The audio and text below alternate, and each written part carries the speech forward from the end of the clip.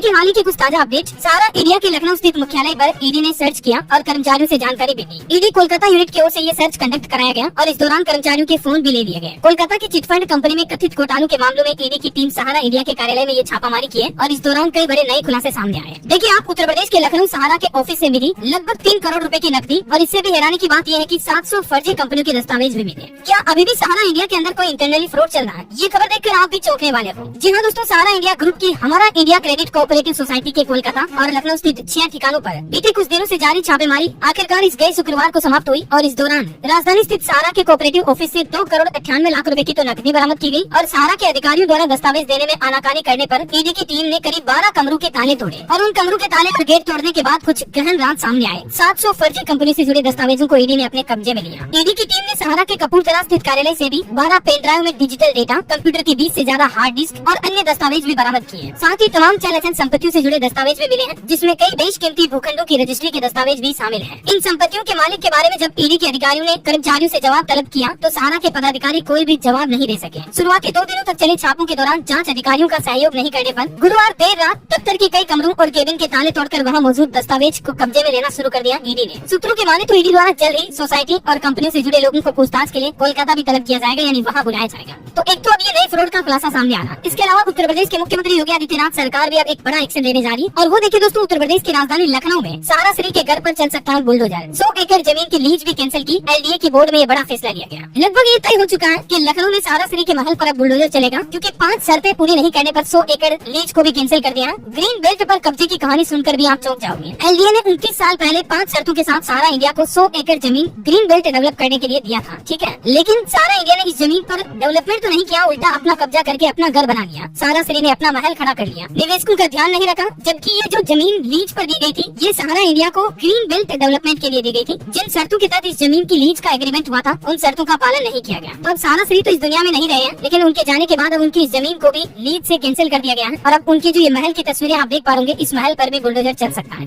ये 5 पॉइंट्स में आप देख सकते हैं। इन 5 शर्तों को जिन्हें पूरा नहीं किया गया सहारा इंडिया की तरफ से और यही वजह की लीज कैंसिल की गई। 50 एकड़ जमीन पर नर्सरी डेवलप करना था, जॉगिंग ट्रैक बनाना था, बच्चों के खेलने के लिए ग्राउंड बनाना था, फुहारे लगाने थे और ग्रीन बेल्ट की विज्ञापन पट्टिका लगानी थी, लेकिन इनमें से कोई काम पूरा नहीं हुआ। ग्रीन बेल्ट डेवलप करने के लिए जो जमीन दी गई थी, उसके बारे में कुछ और जानकारी आप देख सकते हैं। ये समझौता 1995 को हुआ था लखनऊ नगर निगम और सहारा इंडिया कंपनी के बीच, लेकिन इस समझौते के तहत कोई काम नहीं हो पाया। जबकि सहारा का महल खड़ा हुआ दिखता है आपको यहाँ तस्वीर में, आप देख सकते हैं। और इस महल को अब बुलडोजर से ढाया जा सकता है, क्योंकि योगी सरकार का बुलडोजर किसी को नहीं देखता है। और सहारा मामले पर एक और अपडेट आ रहा। सहारा फ्रॉड मामले में पूर्व रीजनल मैनेजर को भी छत्तीसगढ़ के बिलासपुर से गिरफ्तार कर लिया गया। ये सहारा इंडिया धोखाधड़ी मामले में सहारा इंडिया के पूर्व रीजनल मैनेजर थे। कोतवाली पुलिस ने बिलासपुर से इन्हें गिरफ्तार किया। ये कई दिनों से फरार भी चल रहे थे, मतलब अरेस्ट वारंट था इनके खिलाफ पहले भी। तो अभी 2 दिन पहले सहारा इंडिया के पूर्व रीजनल मैनेजर को छत्तीसगढ़ पुलिस की तरफ से ये गिरफ्तारी की गई। अभी भी सबसे महत्वपूर्ण सवाल जो सभी निवेशकों के दिल में जहन में प्रश्नवाचक चिन्ह खड़ा कर रहा है, वो ये दोस्तों की सहारा निवेशकों का पैसा क्या उन्हें मिलेगा भी या नहीं, और अगर मिलेगा तो कब तक मिल पाएगा। क्योंकि पहले निवेशक लोकसभा चुनाव का इंतजार कर रहे थे, आखिरकार चुनाव भी समाप्त हो चुके हैं। चुनाव के नतीजे आ गए, नई सरकार भी बन गई और नई सरकार के बड़े फैसलों में और इस नई सरकार के जो चुनावी घोषणा पत्र थे, उनमें कहीं भी हमें सहारा इंडिया के मामले से जुड़ा केस सोल्व हो ऐसी घोषणाएं देखने को नहीं मिली है। हालांकि आपको पता होगा, चुनाव से पहले गृह मंत्री अमित शाह ने इसका एक पोर्टल भी लॉन्च किया था और पोर्टल के जरिए 10-10 हजार रुपए के शुरुआती किस्त में पैसे देने की बात भी कही गई थी। लोगों के रजिस्ट्रेशन भी करवाए गए, लेकिन वो प्रोसेस में भी लोगों को कोई खास फायदा हुआ नहीं, क्योंकि सहारा इंडिया रिफंड पोर्टल की भी प्रोसेस काफी धीमी चल रही है और उस पर भी डॉक्यूमेंट फॉर्मेलिटीज के काफी इश्यू आ रहे हैं लोगों को। अब दोस्तों एक ही जो आशा की किरण बची हुई है, वो लेकिन इसी महीने 23 जुलाई को बजट आने वाला है। तो हमें उम्मीद है कि सरकार बजट के दौरान भी सहारा इंडिया के निवेशकों को राजी करने के लिए कुछ ऐसी घोषणा कर सकती है, जिससे कि निवेशकों का पैसा उन्हें जल्द से